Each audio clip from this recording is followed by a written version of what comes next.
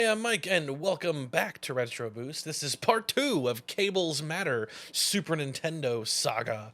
Last time I talked about the benefits of upgrading from Composite to alternate cable types like S-Video and Component using the 2X Pro. Today is the second chapter of that story, and now we're doing the 5X Pro, which brings with it some alternate considerations that further influence the benefit of those cable upgrades. But the focus is what the cable's doing to the signal, not the details of the RetroTINK devices themselves or even the hardware differences, because I've already got videos on those topics. So like the last one, I'm going to be using my modified one-chip Super Nintendo. The mod work was done by RetroFixes. Really cool. That mod work comes into play when using RGB SCART or component cables, not with Composite or S-Video, which leads to some cool results with the 5X Pro in particular that we'll get into. If you're curious about seeing like 2-chip versus 1-chip, things like that, even with those alternate cables, I've got plenty of videos in the backlog that showcase all that. I want to keep things focused to the cables being the driver of what makes these differences here, because in general terms, the same kind of proportional upgrades happen with non-1-chip Super Nintendos, but the other benefit to using the 1-chip here is it's going to be the clearest example I can provide, which for the purposes of a YouTube video getting compressed after upload, win-win, win-win-win, win-win-win. So that's why we're doing that. And then after this, we're moving on from the Super Nintendo and into the Sega Genesis, where I'll do this same thing for the 2X Pro, comparing different cable types to that, and then from there we'll see where we go. So let's get into the specifics about the setup before we get into the comparisons. So what makes the 5X Pro different and how that plays into our stuff today? Well, a lot of things. Firstly, the output resolution. The 2X Pro outputs 480p, whereas the 5X Pro, depending on what firmware or output settings you choose, anywhere from 1080p to 1440, even 4K for some of the old firmwares, but 1440 is kind of the main one. My stuff today is going to be all 1080p, as none of my capture setup or TVs or monitors support 1440. Sad. There's also a full-on like customization suite for tailoring your experience or just authentically matching up how the 5X Pro processes the incoming signal to make it as authentic as possible for the incoming source. So there's all these different alternate horizontal sampling modes that'll match the particular console you're using to the 5X Pro, and you can create these optimized profiles and save and store them and name them up to 10 at a time.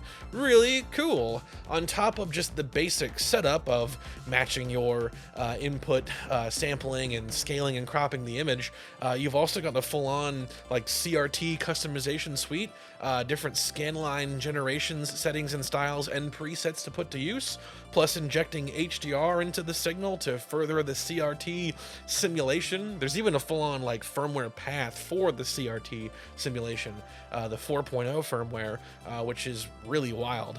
And then finally, the big thing that plays into our content today, the ADC calibration menus.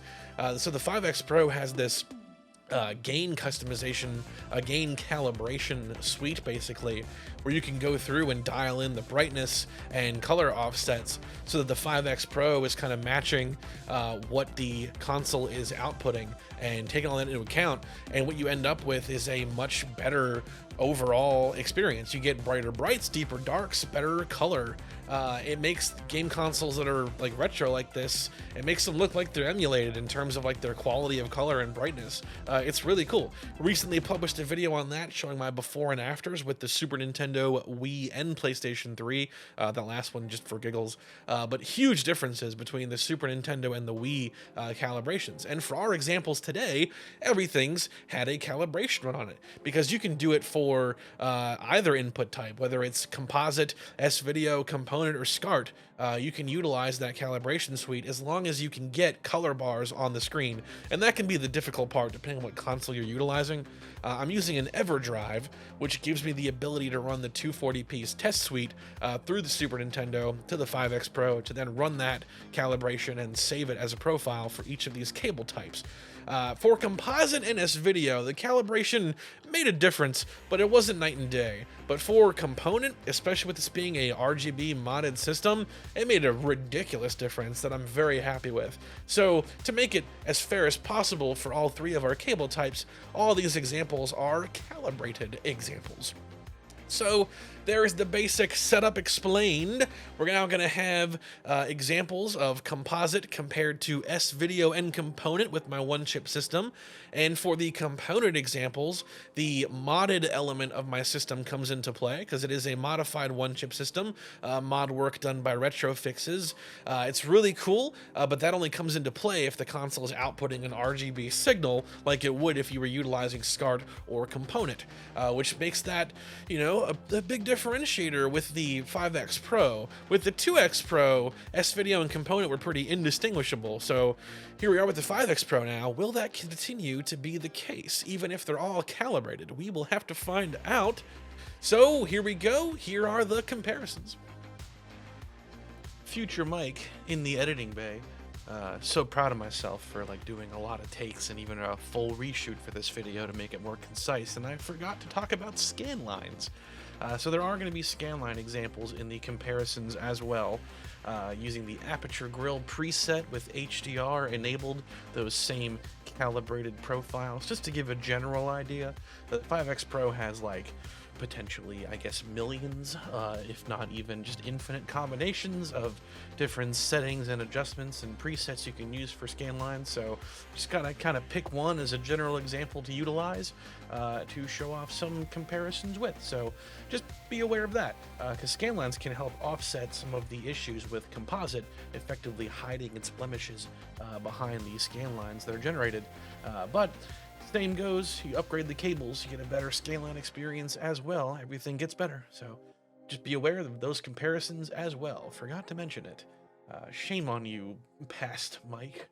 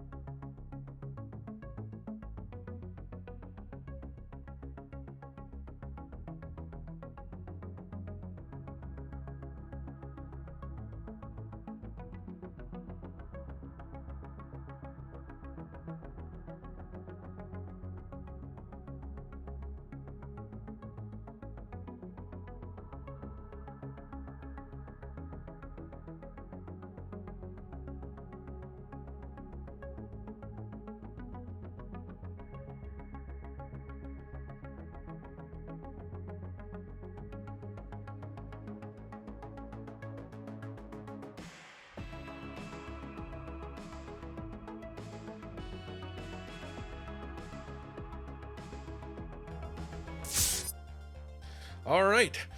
I'm thinking S-Video is awesome. So, like with the first one, if you haven't utilized S-Video yet and you're using Composite mainly, give S-Video a shot. It is a pretty cheap upgrade over Composite. It's way cheaper to get than Component, and as you can see, the benefit is pretty staggering over Composite.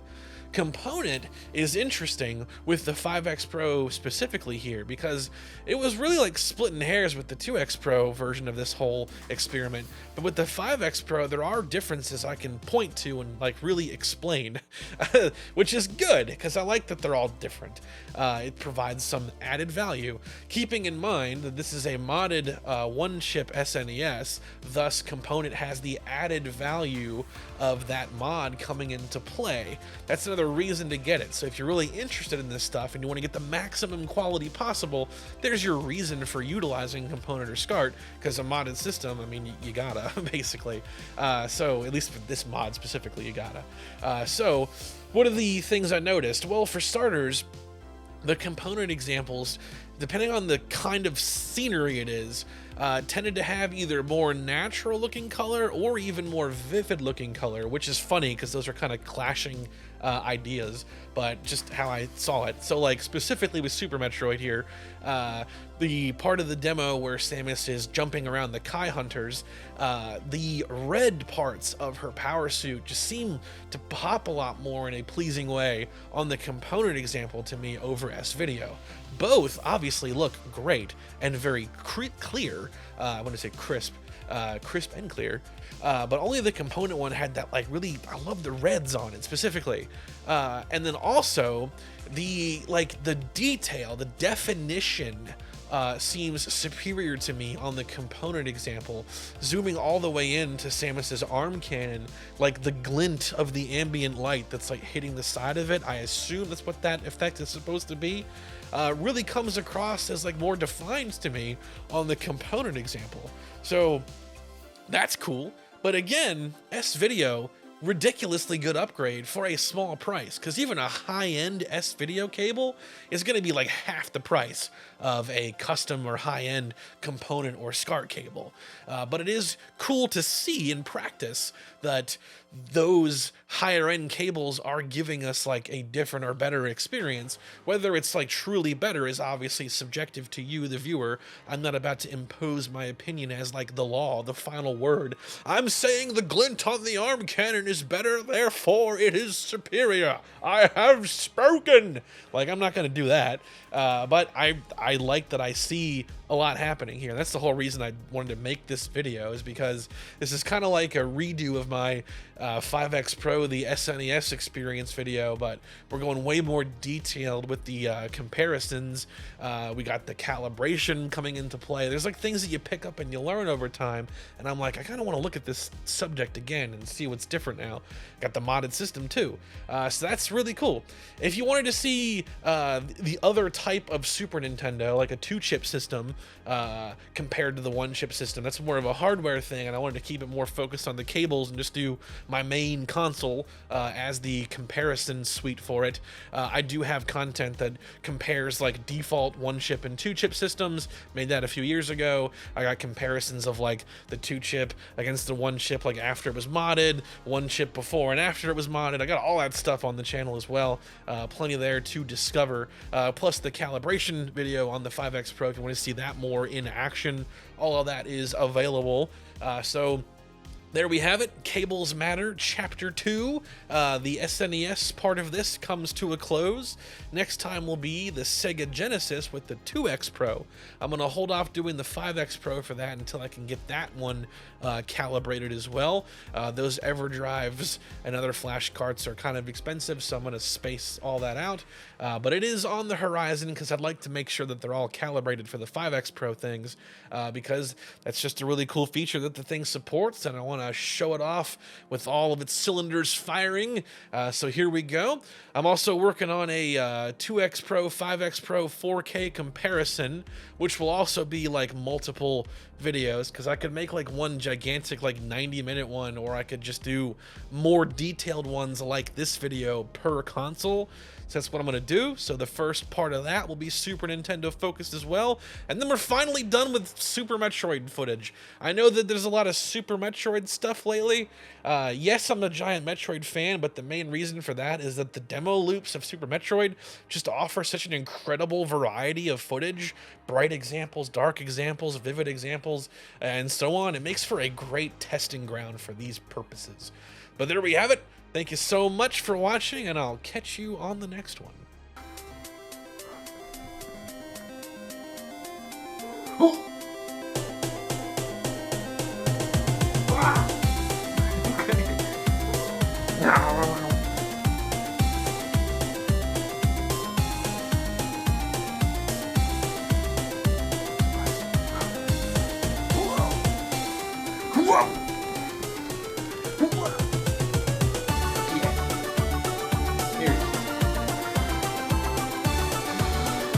Alright. Well, you've done all that.